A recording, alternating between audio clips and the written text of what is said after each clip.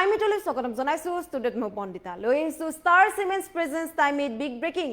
পুৱাই অতিকৈ ভয়ংকৰ পথ দুৰ্ঘটনা সংঘটিত হোৱাৰ খবৰ আহি পৰে য'ত তাতে মৃত্যুক আঁকোৱালি ল'বলগীয়া হয় জালিম মুৰ্তাজা নামৰ এজন যুৱকে আৰু জানিব পৰা মতে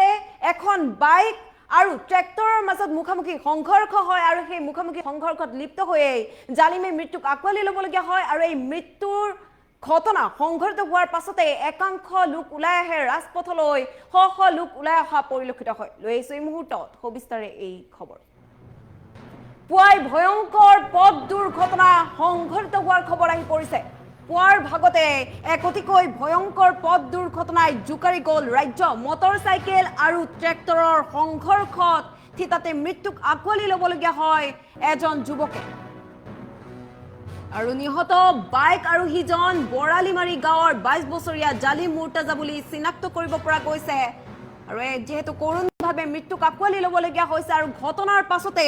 ঘটনাস্থলীত উত্তপ্ত পৰিস্থিতিৰ সৃষ্টি হোৱাও দেখিবলৈ পোৱা গৈছে একতিকৈ উত্তেজিত হৈ পৰে সকলো ৰাইজ আৰু ৰাজপথলৈ ওলাই আহিল শ লোক ৰাজপথলৈ এই ঘটনা সংঘটিত হোৱাৰ পাছতে শ লোক ওলাই অহা পৰিলক্ষিত হৈছে আৰু জালিমে বাইক লৈ দুমদুমীয়া অভিমুখে গৈ থকা অৱস্থাতে নম্বৰ প্লেটবিহীন ট্ৰেক্টৰৰ খুন্দাত চিটিকি পৰে আৰু তাৰ পাছতে মৃত্যুক আঁকোৱালি ল'বলগীয়া হয় লগে লগে অকাল মৃত্যুক আঁকোৱালি ল'বলগীয়া হয় জালিমে এক অতিকৈ কৰুণ ঘটনা সংঘটিত হৈছে পুৱাৰ ভাগতে আৰু এই ঘটনাক লৈ অঞ্চল জুৰি পৰিছে শোকৰ ছাঁ যেহেতু পুৱাৰ ভাগতে এক অতিকৈ ভয়ংকৰ পথ দুৰ্ঘটনা সংঘটিত হয় আৰু ঘটনাস্থলীত স্থানীয় দগাঁও আৰক্ষী উপস্থিত হৈ অব্যাহত ৰাখে তদন্ত প্ৰক্ৰিয়া আৰু ইতিমধ্যেই জানিব পৰা মতে মৃতদেহ উদ্ধাৰ কৰি প্ৰেৰণ কৰে নগাঁও চিকিৎসা মহাবিদ্যালয়লৈ মৰণোত্তৰ পৰীক্ষাৰ বাবে চিকিৎসালয়লৈ প্ৰেৰণ কৰা হয় মৃতদেহ আৰু যেহেতু জালিম মুৰ্তাজা নামৰ এগৰাকী 22 বছৰীয়া যুৱকে মৃত্যুক আঁকোৱালি ল'বলগীয়া হয় আৰু এই ঘটনাৰ পাছতে ঘটনাস্থলীত উত্তপ্ত পৰিস্থিতিৰ সৃষ্টি হয় সকলো লোক ওলাই আহে আৰু একাংশ লোকে এনেদৰে উচিত তদন্তৰ দাবী উত্থাপন কৰি ওলাই অহা পৰিলক্ষিত হয় আৰু যেহেতু ট্ৰেক্টৰৰ খুন্দাত এখন বাইক যেহেতু জালিম মুৰ্তাজাই বাইক লৈ অৰ্থাৎ মটৰচাইকেলেৰে যাত্ৰা কৰি আছিল আৰু সেই সময়তে বিপৰীত দিশৰ পৰা অহা এখন ট্ৰেক্টৰে খুন্দা মাৰে বাইক আৰোহীগৰাকীক আৰু যাৰ ফলত লগে লগে অৰ্থাৎ চিতাতে মৃত্যুক আঁকোৱালি ল'বলগীয়া হৈছে চিটিকি পৰে বাইকৰ পৰা চিটিকি পৰে জালিম মুৰ্তাজাই আৰু তাৰ পাছতে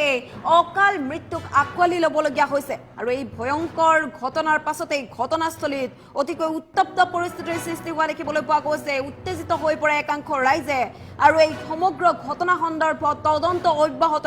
ৰখা বুলি জানিব পৰা গৈছে আৰক্ষীয়ে যেহেতু ঘটনা সংঘটিত হোৱাৰ পাছতে লগে লগে এই ঘটনাস্থলীত আহি উপস্থিত হয় আৰু এই সমগ্ৰ ঘটনা সন্দৰ্ভত তদন্ত অব্যাহত ৰাখে প্ৰকৃততে কাৰ ভুল হৈছিল বা প্ৰকৃততে কাৰ ভুল বা প্ৰকৃততে কি হৈছিল এই সমগ্ৰ ঘটনা সন্দৰ্ভত ইতিমধ্যে আৰক্ষীৰ লোকে তদন্ত অব্যাহত ৰখা বুলি জানিব পৰা গৈছে যেহেতু এক সামান্য দুৰ্ঘটনা নহয় ভয়ংকৰ দুৰ্ঘটনা আৰু ঠিকতে জালিম মুৰ্তাজা নামৰ এজন যুৱকে মৃত্যুক আঁকোৱালি ল'বলগীয়া হৈছে আৰু তাৰ পাছতে উচিত তদন্ত বিচাৰি এনেদৰে ৰাজপথলৈ ওলাই আহে শ লোক ইতিমধ্যেই এই সমগ্ৰ ঘটনা সন্দৰ্ভত আৰক্ষীৰ লোকে তদন্ত অব্যাহত ৰখা বুলি জানিব পৰা গৈছে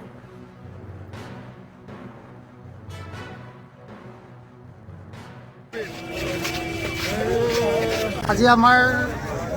দুমদুমীয়া বজাৰৰ দিন আমাৰ এই বলিকটীয়া আমাৰ এলেকাত এই মাথাউৰিৰ ওপৰত আমাৰ 1 নং বৰালিমাৰী নিবাসী নুৰুল আমিনৰ পুত্ৰ জালিম মুৰ্তাজা আহি দুমদুমীয়া বজাৰৰ উদ্দেশ্যে বজাৰত গৈ আছিলে যাওঁতে বজাৰৰ কাষত এখন ট্ৰেক্টৰ আছিলে ট্ৰেক্টৰটো মানে সি হৰেণ দিছে ছাইড বিচাৰিছিলে সেই ছাইড নিদি পেলাই সি ট্ৰেক্টৰটো চপাই তাৰ ওপৰত গাড়ীখন জপাই লগাই দি পেলাই ল'ৰাটোক স্পট ডেথ কৰি দিছে ট্ৰেক্টৰটো নাম্বাৰ প্লেটবিহীন নাম্বাৰ নথকা গাড়ীখন নতুন গাড়ী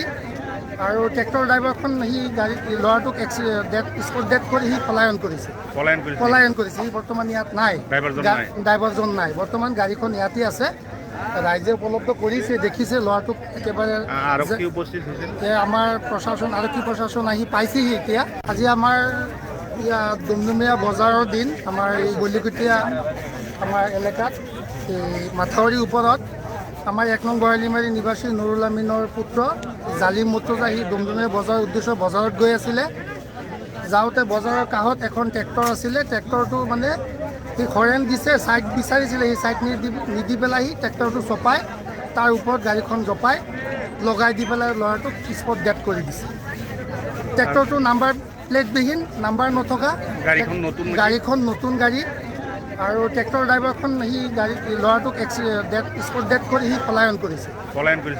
সি বৰ্তমান ইয়াত নাই, ড্ৰাইভাৰজন নাই। বৰ্তমান গাড়ীখন ইয়াতে আছে,